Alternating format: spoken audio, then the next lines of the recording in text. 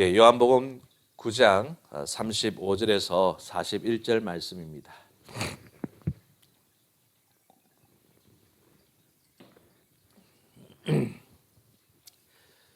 요한복음 9장 35절 41절 제가 봉독합니다. 예수께서 그들이 그 사람을 쫓아냈다 하는 말을 들으셨더니 그를 만나사 이르시되 네가 인자를 믿느냐? 대답하여 이르되 주여 그가 누구시오니이까 내가 믿고자 하나이다. 예수께서 이르시되 네가 그를 보았거니와 지금 너와 말하는 자가 그이니라. 이르되 주여 내가 믿나이다 하고 절하는지라.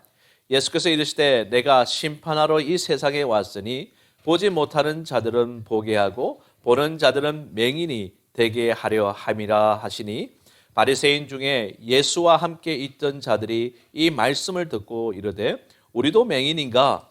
예수께서 이르시되 너희가 맹인이 되었더라면 죄가 없었으려니와 본다고 하니 너희 죄가 그대로 있느니라. 아멘. 예, 이제 우리 가정에 있는 우리 성도들, 우리 서로 가족들 간에도 함께 인사합시다. 주님의 이름으로 사랑하고 축복합니다. 주님의 이름으로 사랑하고 축복합니다. 예, 우리가 요한복음 9장을 통해서 이 소경된 자, 나면서부터 소경된 자가 눈을 뜨게 되는 이 사건을 다루고 있습니다. 그래서 우리가 지금 3주간에 걸쳐서 바로 이 소경된 자의 눈뜬 사건을 지금 다루면서 은혜를 우리 함께 나누고 있는데요. 여러분들 주지하다시피 날 때부터 소경되었다가 예수께 고침받은 사람은 바리새인들의 출교의 위협에도 불구하고 자신을 고쳐준 분이 하나님께로부터 온 자라는 그 신념을 버리지 않았다라는 것을 우리가 보았어요. 그래서 그는 끝내 유대 공동체에서 출교를 당하는 그러한 시련을 당할 수밖에 없게 된 것이죠. 이에 예수님께서는 그 소식을 듣고 지금 찾아가게 됩니다. 바로 예수님 때문에, 예수님이라고 자기를 고치신 분이 바로 예수님이라고 말함으로 인해 가지고 결국 그는 유대 공동체라는 그 울타리에서 이처럼 튕겨나갈 수밖에 없게 된 것 아니겠습니까?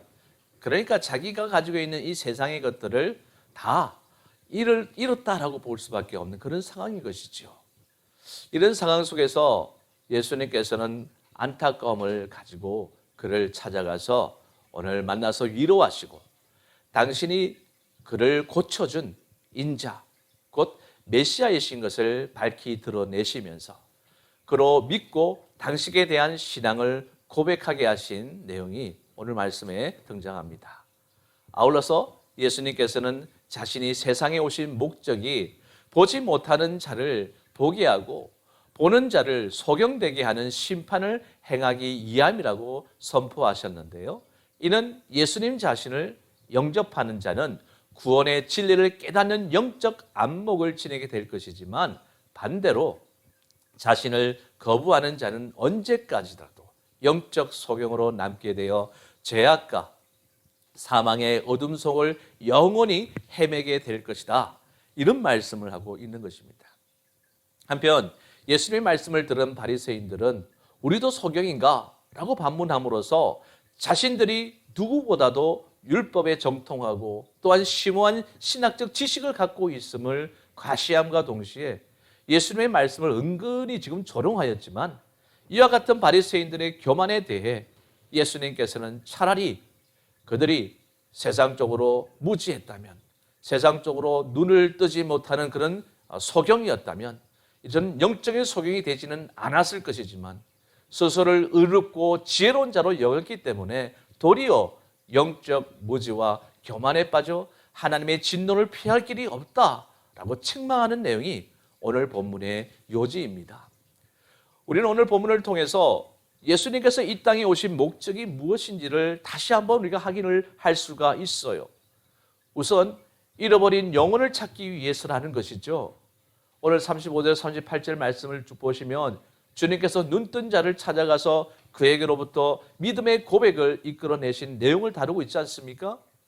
주님은 눈뜬 자가 유대교에서 출교당했던 소문을 듣게 됐습니다. 그래서 주님은 그를 몸소 찾아가서 당신이 메시아임을 알리시고 그로 하여금 주라는 고백과 믿나이다는 신앙 고백을 하게 하셨다는 것입니다. 이러한 주님의 행동은 악인들에 의해서 소외된 자를 찾으시는 참 목자의 자세요, 육적 시력을 회복한 자에게 영혼의 눈까지 뜨게 하여 당신을 믿고 영생 구원케 하시는 자애로우신 구세주의 모습을 보여주고 있다는 것입니다. 여러분, 아무리 주님을 옹호해도 주님을 뵙고 그분을 믿는다는 신앙 고백을 하지 않으면 구원이 온전히 이루어지지 않습니다. 그래서 바울 사도는 사람이 마음으로 믿어 의에 이르고 입으로 시인하여 구원에 이르느니라 이렇게 하지 않았습니까? 신앙 고백은 자신과 하나님과 이웃과 사단에 대해 자신이 주님께 속한 자가 됐다는 선언을 하는 것과 같다는 얘기입니다. 이 선언을 한 성도를 주님께서는 어떻게 생각하시냐? 온전한 자기 사람으로 인정하신다는 거예요. 그러므로 주님은 눈뜬 자로 하여금 이 고백을 할 수 있게끔 이끌어내시고 이제는 그의 영혼의 눈까지 밝혀주셔서 주님과 영원한 천국을 볼 수 있게 해주신 것입니다. 여러분, 어떻습니까? 바리새인들과 그리스도를 한번 비교해 보십시오. 바리새인들은 종교 지도자라는 그 자리에 앉아서 무고한 백성을 지옥에 보내는 판결만 내렸어요. 출교당한다는 것은 선민 공동체에서 제외되어서 장차 지옥으로 간다는 의미를 지니고 있었기에 그 바리새파 종교 지도자에게는요, 백성을 사랑하고 선도하려는 마음이 1도 없었다는 것입니다. 그저 정죄하고 판단하기만 급급했던 거죠. 양을 양무리에서 쫓아내어 이리떼에게 보내는 몰직한 그런 목자들이었던 것입니다. 그러나 주님은 그들이 쫓아낸 눈뜬 자를 직접 찾아가셔서 그 마음의 상처를 치료해 주시고 영생의 축복까지 주셨다는 것이죠. 여러분, 이것이 곧 우리의 참 목자이신 예수 그리스도의 마음이요 사랑입니다. 주님은 양을 쫓아내는 분이 아니라 이런 양을 찾아 구원하시는 참 목자이신 것입니다. 그래서 요한복음 6장 37절에 뭐라고 했습니까? 시작. 아버지께서 내게 주시는 자는 다 내게로 올 것이요 내게 오는 자는 내가 결코 내쫓지 아니하리라. 이렇게 약속하지 않았습니까? 아버지께서 이렇게 자기에게 주신 자는 하나도 놓치지 않고 끝까지 그가 이끌고 또한 구원해 주시겠다. 이 약속을 주시는 거예요. 주는 이 약속대로 행하셨던 것입니다. 주님이 십자가에 달려 죽으시고 부활하셨을 때 두 제자가 낙심해서 엠마오로 내려가고 있었잖아요. 그들은 주님의 죽으심으로 모든 희망을 잃고 고향으로 낙향하는 길이었어요. 그와 같은 자들에게도 주님은 찾아가셔서 동행해 주시고 당신이 부활하셨음을 알게 해주시다 희망을 주시지 않았습니까? 그뿐만이 아닙니다. 주님이 부활하신 것을 보고도 확신을 지니지 못하고 갈릴리로 돌아간 베드로와 제자들에게 주님은 찾아가셔서 신앙의 확신과 사명의 확신을 주셨다는 것입니다. 그래서 이사야는 뭐라고 이야기합니까? 42장 3절 4절 시작. 상한 갈대를 꺾지 아니하며 꺼져가는 등불을 끄지 아니하고 진실로 정의를 시행할 것이며 그는 쇠하지 아니하며 낙담하지 아니하고 세상의 정의를 세우기에 이르리니 섬들이 그 교훈을 앙망하리라. 예. 그리고 마태복음 11장 28절입니다. 시작. 수고하고 무거운 짐진 자들아 다 내게로 오라. 내가 너희를 쉬게 하리라. 그리고 히브리서 7장 25절입니다. 그러므로 자기를 힘입어 하나님께 나아가는 자들을 온전히 구원하실 수 있으니 이는 그가 항상 살아계셔서 그들을 위하여 간구하심이라. 이처럼 주님은 우리가 오류를 범하고 그릇된 길로 갈지라도 우리를 쫓아 버리시는 분이 아니라는 것이죠. 오히려 우리를 찾아와서 더 큰 은혜로 우리의 믿음을 소생시켜 주시는 분이십니다. 여러분, 이렇게 자비로운 분이 우리의 구주와 왕이라는 사실에 우리가 할 수 있는 것은 감사 외에 뭐가 있겠어요? 그러므로 감사합시다. 그리고 혹 실족했을 경우에도 낙심하지 마시고 주님의 은혜의 보좌로 나아가 회개하는 성도가 되어야 되지 않겠습니까? 주님은 우리를 결코 저버리시지 않고 저 천국 가는 그날까지 우리를 사랑으로 돌봐주실 것입니다. 여러분들 얼마나 든든하십니까? 예수를 믿음으로 인하여 세상으로부터 이런저런 고통을 당하십니까? 그럼 낙심하지 마십시오. 절망하지 마십시오. 잃어버린 한 마리 양과 같은 우리를 주님께서 끝까지 책임지시고 우리를 이끌어 주심을 믿으시기를 주님의 이름으로 간절히 축원합니다. 그럼 주님이 이 땅에 오신 두 번째 이유는 뭐라고 설명하고 있습니까? 심판을 위해 오셨다는 것입니다. 39절을 보면 주님은 당신이 세상을 심판하러 오셨다고 선포하고 있다는 거죠. 그런데 주님의 이 선언은 모순된 듯 보이지 않습니까?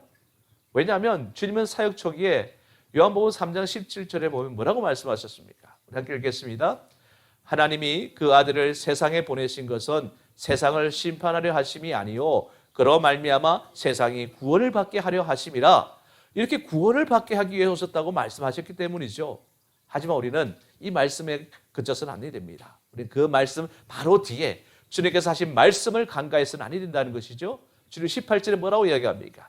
시작. 그를 믿는 자는 심판을 받지 아니하는 것이요 믿지 아니하는 자는 하나님의 독생자의 이름을 믿지 아니함으로 벌써 심판을 받은 것이니라. 이렇게 선포했다는 것입니다. 여러분, 주님은 분명히 세상 죄인을 구원하기 위해서 강림하셨어요. 하지만 바리새인들처럼 주님을 구주로 영접하지 않고 온갖 은혜를 베푸셨음에도 끝까지 믿지 않는 자들에 대해서는 아주 확실하게 심판하시는 심판주가 되신다는 사실, 이것을 우리가 잊어서는 아니 된다는 것입니다. 그렇다면 주님은 어떤 방식으로 심판을 행하십니까? 우선 믿지 않는 자는 현재 주님과 분리된 자로 하나님 아버지께서 간주하시도록 하는 심판을 하십니다. 즉 믿지 않는 자의 영적 소속을 심판받을 자들 중에 소속시키시는 거예요. 그래서 그의 영혼과 삶이 늘 하나님의 진노 아래에 있게 만든다는 것입니다. 그래서 그의 삶과 영혼 속에는요 하나님과 그 은혜 대신 불안과 공포의 괴로움이 자리 잡게 만든다는 것입니다. 그리고 또한 계속 믿지 않는 자는 자기 정욕을 따라 불의한 길로 가도록 방관하시는 심판을 하십니다. 즉 사단의 종이 되어서 각양죄를 범하는 길로 가도록 내어버려 두신다는 것이죠. 여러분, 주님은 당신을 믿는 성도들은 의의 길로 인도해 주십니다. 죄의 길로 가면 징계를 해서라도 다시 의의 길로 가도록 인도해 주신다는 것이죠. 그리고 성령님을 통해서 점점점 거룩한 품성을 지닌 성도로 성장하게 해 주신 것입니다. 하지만 주님을 거부하는 자들은 어떻습니까? 바로 죄의 진흙탕에 그냥 뒹굴도록 놔두신다는 거죠. 주님의 무관심, 이것이 큰 심판임을 우리는 알아야 한다는 것입니다. 그래서 죄를 계속 범해도 주님의 징계가 없는 사람은 주님께 버림받은 증거인 줄 알고 두려워한다는 것이죠. 그리고 마지막으로 재림하셔서 악인과 의인들을 구분한 후에 불신 악인들을 영원한 지옥으로 보내는 심판을 하시게 될 것입니다. 여러분 어떻습니까? 여러분, 주님은 당신을 거부하는 자들을 현세로부터 종말 때까지 쉼 없이 심판을 하시는 심판주이세요. 요한복음 5장 26, 27절 다시 볼까요? 시작. 아버지께서 자기 속에 생명이 있음 같이 아들에게도 생명을 주어 그 속에 있게 하셨고 또 인자됨으로 말미암아 심판하는 권한을 주셨느니라. 그렇죠? 아들 예수님께 심판하는 권한을 주셨다고 했습니다. 데살로니가 후서 1장 8절 9절입니다. 시작. 하나님을 모르는 자들과 우리 주 예수의 복음에 복종하지 않는 자들에게 형벌을 내리시리니 이런 자들은 주의 얼굴과 그의 힘의 영광을 떠나 영원한 멸망의 형벌을 받으리로다. 그렇죠? 베드로서 2장 9절 한번 더 볼까요? 주께서 경건한 자는 시험에서 건지실 줄 아시고 불의한 자는 형벌 아래에 두어 심판 날까지 지키시리며. 그렇습니다. 그러므로 우리 성도들은요, 주님이 확실한 구세주일 뿐만 아니라 확실한 심판주도 된다는 사실을 유념하고 두렵고 떨리는 마음으로 주님께 순종하는 삶을 살아야 하지 않겠습니까? 주님은 여기서 세상에 대한 심판의 방법을 말씀하셨습니다. 즉 보지 못하는 자들을 보게 하고 보는 자들은 소경이 되게 하신다, 이렇게 하셨어요. 물론 이런 종말론의 심판이 아니라 영적인 심판을 의미합니다. 일전에 주님은 당신에 대해서 세상의 빛이라고 말씀하신 바 있잖아요. 빛이란 진리, 생명, 은혜를 의미합니다. 주님은 오늘 본문에 눈뜬 소경처럼 주님을 신뢰하고 주님을 영접하는 자에게는 계시의 빛을 주사 그 영혼의 눈까지 뜨게 만들어주시는 축복을 주시는 것입니다. 그래서 그리스도가 구세주인 줄 알게 하시고 그리스도 안에서 하나님을 보게 하시고 또 그 은혜로 영생 천국을 보게 하신다는 거죠.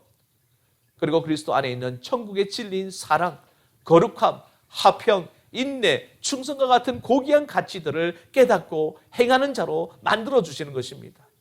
한마디로 영적 소경들의 눈을 뜨게 만들어주시는 거예요. 근데 반대로 보는 자들, 즉 자신이 하나님도 알고 진리도 알고 구원의 길도 안다고 교만해하는 자들에 대해서는요, 영적 소경으로 만드시는 심판을 행하시는 것입니다. 왜냐하면 스스로 진리를 알고 하나님과 영생 구원의 길을 안다고 자만하는 자들은 그리스도를 원치 않기 때문이에요.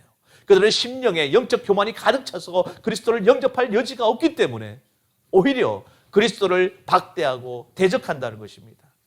그런 사람들은 그리스도께서 그 마음에 계시의 빛을 주시지 아니하므로 영원히 하나님의 구원의 진리를 볼 수 없는 영적 소경이 될 수밖에 없다는 것입니다. 주님은 자신을 대적하는 바리새인들에게 뭐라고 경고했습니까? 요한복음 8장 21절입니다. 다시 이르시되 내가 가리니 너희가 나를 찾다가 너희 제 가운데서 죽겠고 내가 가는 곳에는 너희가 오지 못하리라. 왜 주님께서는 이렇게 경고했을까요? 하나님의 은혜와 진리의 화신인 그리스도를 거부하고 인간들이 만든 종교 규례에 창념하는 자들은 결코 그리스도와 그 은혜를 맛볼 기회가 주어지지 않기 때문에 그렇게 말씀하신 것입니다. 여러분, 유대교인들은 지금도 그 영적 눈이 떠지지 않아서 그리스도를 구주로 알아보지 못하고 있어요. 얼마나 안타깝습니까? 하지만 그리스도라는 하나님의 그 진리와 은혜를 알아보는 우리 성도들은 영적인 눈이 떠진 축복 속에 살고 있는 것 아닙니까? 누가복음 18장 11절 한번 보시죠. 시작. 바리새인은 서서 따로 기도하고 그러되 하나님이여 나는 다른 사람들 곧 토색, 불의, 간음을 하는 자들과 같지 아니하고 이 세리와도 같지 아니함을 감사하나이다. 참 바리새인이 하나님께 기도하면서 얼마나 교만한 모습을 보입니까? 자기가 이처럼 세리와 같지 않게 이처럼 경건하게 살아온 것을 이렇게 기도하는 그런 모습. 그리고 요한계시록 3장 17절을 보세요. 시작. 네가 말하기를 나는 부자라 부유하여 부족한 것이 없다 하나 네 공고한 것과 가련한 것과 가련한 것과 눈먼 것과 벌거벗은 것을 알지 못하는도다. 지금 라오디아 교회가 얼마나 부유해서 이런 자만과 교만 속에 빠져 있는지를 우리가 잘 알 수 있는 그런 메시지 아닙니까? 우리가 주를 그리스도로 알아볼 수 있는 것도 바로 하나님의 축복이요 선물이라는 사실에 우리는 감사할 수 있어야 된다는 것입니다. 지금 그리스도 예수를 구주로 알아보고 섬기는 성도들은 장차 천국에서 영원히 그리스도의 얼굴을 뵈며 영생을 누리게 될 것입니다. 당신은 구원자이신 주님의 손에 붙들리시기를 바라십니까? 아니면 교만한 바리새인들처럼 심판주이신 주님 앞에 서기를 원하십니까? 그것을 결정하는 키가 바로 영적인 눈을 떴느냐 그렇지 않느냐에 달려있음을 아시고 주 앞에 설 때까지 영적인 눈을 뜨게 하기 위해 오신 주님만을 온전히 붙들고 살아가는 저와 여러분이 다 되시기를 주님의 이름으로 간절히 축원합니다. 그리고 주님이 오신 또 한 가지 이유를 찾아볼 수 있어요. 그것은 영적 자만을 깨트리시기 위해서 오셨다는 것입니다. 40절에 보면 주님의 심판 경고를 들은 바리새인들의 반응이 나오고 있는데 그들은 우리도 맹인인가 하고 말했다는 거죠. 그들의 이 말 속에는요 주님의 심판 경고를 조소하는 의미가 들어있어요. 자기들은 소경이 아니라는 것이죠. 또 이 말 속에는요 자기들은 영적 소경이 아니라는 자만심도 깃들어 있다는 것입니다. 유대교 랍비들은 자신들이 소경들의 눈을 뜨게 해주는 세상의 빛이라고 자부했잖아요. 그래서 하나님의 율법을 아는 이스라엘 사람들은 다 빛의 아들들이요 반대로 이방인들은 어둠의 자식들이라고 이렇게 얕잡아 보았던 그런 자들입니다. 특히 바리새인들은 자기들이 하나님도 율법도 진리도 아주 잘한다고 생각했어요. 그래서 본장의 28절에 보면 자신들은 모세의 제자로서 하나님의 진리를 터득하고 있다고 자만했죠. 하지만 사실 그들은 자신들에 대해서 아주 큰 착각에 빠져 있었다는 것입니다. 왜냐하면 그들에게는 율법과 하나님이 보내신다고 예언한 예수 그리스도를 알아보는 눈이 없었기 때문이죠.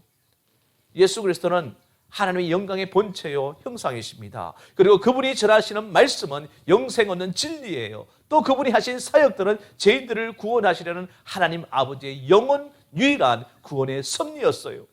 이런 것을 알아보는 자들은 이미 사단의 권세에서 해방되어 그리스도께 속해 있는 그런 자가 되지 않습니까? 여러분, 한 가지 예를 들어봅시다. 어떤 군대에 아주 높은 장군으로부터 통신호만 명령을 받다가 그 장군이 직접 부대에 찾아왔다고 합시다. 그런데 그 부대원들이 장군을 알아보지 못하고 하극상을 범했다면 어떻게 되겠습니까? 모두 중죄인 취급을 당할 것입니다. 그동안 장군이 명한 그 명령에도 불복한 자들임을 알 수 있을 것입니다. 그런데 예수님 당시에 이 바리새인들이 바로 그와 같았다는 거죠. 하나님과 그 진리를 잘 알고 충성한다고 자부하던 바리새인들은 막상 하나님의 아들이 오시니 그를 알아보지 못했어요. 그래서 예수님을 죄인 취급하며 박대하고 끝내는 십자가의 죽음에 내몰았지 않습니까? 이는 그들이 하나님과 그 진리에 대해서 소경이었다는 사실을 드러내는 정말 증거가 아니겠습니까? 그래서 이사야 선지자는 뭐라고 이야기합니까? 42장 18절 19절입니다. 시작. 너희 못 듣는 자들아 들으라. 너희 맹인들아 밝히 보라. 맹인이 누구냐? 내 종이 아니냐? 누가 내게 보내는 내 사자같이 못 듣는 자겠느냐? 누가 내게 충성된 자같이 맹인이겠느냐? 누가 여호와의 종같이 맹인이겠느냐? 마태복음 6장 23절입니다. 시작. 눈이 나쁘면 온 몸이 어두울 것이니 그러므로 내게 있는 빛이 어두우면 그 어둠이 얼마나 더하겠느냐? 또 우리 요한계시록 3장 18절 19절입니다. 시작. 내가 너를 거라노니 내게서 불로 연단한 금을 사서 부여하게 하고 흰옷을 사서 입어 벌거벗은 수치를 보이지 않게 하고 안약을 사서 눈에 발라보게 하라. 물론 내가 사랑하는 자를 책망하여 징계하노니 그러므로 네가 열심을 내라. 회개하라. 그렇습니다, 여러분. 그럼 우리들도 내가 혹시 영적 소경 상태가 아닌지 늘 자신을 점검해 봐야 합니다. 영적 소경의 특징은 스스로 하나님과 그 진리를 아주 잘 알고 있다고 자만에 빠져 있는 거예요. 여러분, 우리도 그런 자만 상태 속에 있지는 않습니까? 진정 하나님과 그 진리를 잘 아는 성도는 자신의 무지를 더욱 깨닫게 된다는 것이죠. 그래서 자만할 수가 없어요. 도리어 겸손할 수밖에 없다는 거죠. 그리고 쉬지 않고 하나님의 진리를 배우려는 구도적 자세와 가난한 심령을 유지하게 된다는 것입니다. 어떻습니까? 우리 하나님을 사모하고 그 뜻에 가급해하고 있습니까? 아니면 우리 마음의 눈을 세상에 다 맞추고 자만하여 있지는 않습니까? 자신의 신앙의 눈을 점검해 보시고 항상 영적인 소경 상태가 되지 않도록 영적인 정기 점검을 게을리하지 않는 저와 여러분이 다 되시기를 주님의 이름으로 간절히 축원합니다. 결론적으로 41절을 보면 영적 소경된 바리새인들의 비아냥거리는 소리를 들으신 주님께서 그들을 정죄하신 내용을 만날 수가 있어요. 주님은 그들이 겸손하게 자신들을 영적 소경이라고 고백하지 않고 교만하게 영적으로 지혜롭다고 여기는 것을 정죄하시면서 주님은 그들에게 너희 죄가 그대로 있느니라 라고 선언하셨습니다. 여러분, 이 세상에서 가장 큰 죄는요, 자신이 죄인이 아니라 의인이라고 착각하는 것입니다. 이런 자들은 회개할 줄도 또 그리스도를 구주로 영접할 기회도 얻지 못합니다. 그래서 불행한 사람들이죠. 그러나 성경은 잠언에 뭐라고 이야기합니까? 잠언 26장 11장 볼까요? 네가 스스로 지혜롭게 여기는 자를 보느냐? 그보다 미련한 자에게 오히려 희망이 있느니라 이렇게 말씀하잖아요. 그뿐만 아니라 자신의 죄를 볼 줄 모르는 영적인 소경 상태가 곧 큰 심판이기도 합니다. 주님은 앞서 진리를 보지 못하도록 하는 심판을 하시겠다고 39절 선언하셨잖아요. 여러분, 이 세상에서 가장 불행한 자들은 육적인 장애인들이 아닙니다. 영적인 장애인들이 참으로 불행한 이들인 거예요. 이들은 육신의 의사들은 존경하되 영혼의 의사인 그리스도는 알아보지 못합니다. 이들은 삶의 열매들만 볼 수 있지 그 열매들의 근원인 그리스도는 알지 못해요. 이들은 육적 쾌락은 알아도 영혼의 기쁨과 영생은 모릅니다. 또 자기 정욕대로 사는 길은 알아도 진리대로 사는 길은 알지 못해요. 이들은 땅의 권세는 얻을 수 있어도 영원한 통치자이신 하나님의 은혜와 권능과는 단절되어 있다는 것입니다. 그러니 얼마나 큰 심판을 받고 있는 것입니까? 그래서 호세아 선지자 뭐라고 이야기합니까? 호세아 12장 8절입니다. 에브라임이 말하기를 나는 실로 부자라. 내가 재물을 얻었는데 내가 수고한 모든 것 중에서 재라 할 만한 불의를 내게서 찾아낼 자가 없으리라 하거니 얼마나 교만합니까? 마태복음 13장 15절입니다. 이 백성들의 마음이 완악하여져서 그 귀는 듣기에 둔하고 눈은 감았으니 이는 눈으로 보고 귀로 듣고 마음으로 깨달아 돌이켜 내게 고침을 받을까 두려워함이라 하였느니라. 로마서 10장 3절입니다. 시작. 하나님의 의를 모르고 자기 의를 세우려고 힘써 하나님의 의에 복종하지 아니하였느니라. 여러분, 하나님의 심판은 종말 때만 시행되는 일회성 심판이 아닙니다. 현재 이 순간에도 예수 그리스도를 영접치 않는 자들에게는 하나님의 심판이 주어지고 있고 그러한 삶이 계속되는 한 하나님의 심판은 영원히 그들에게 지속될 것입니다. 그런 불행 속에서 우리를 건져주신 하나님께 감사드리는 저와 여러분들이 되어야 하지 않겠습니까? 말씀을 정리합니다. 미국의 시애틀이라는 도시에는 정신병과 우울증 환자가 미국 내에서 가장 많다고 합니다. 그 이유는 그 지역에 비가 자주 내리고 흐린 날씨가 계속되는 날이 많기 때문인 것이죠. 즉 햇빛을 자주 보지 못하는 시애틀 사람 중에 정신적으로 병을 지닌 사람들이 많이 발생한다는 얘기죠. 그런데 만일 영적으로 암흑 속에 산다고 생각해 보십시오. 그 얼마나 답답하고 불안하고 불행하겠습니까? 그런데 주님이 빗댄 주님과 그 진리를 거부하는 자들은 다 영적인 흑암 속에 사는 소경들로 만드시겠다고 경고하셨어요. 우리는 지금 주님을 믿고 그 말씀에 순종함으로 하늘의 밝은 빛 속에 사는 특혜를 누리고 있다는 것입니다.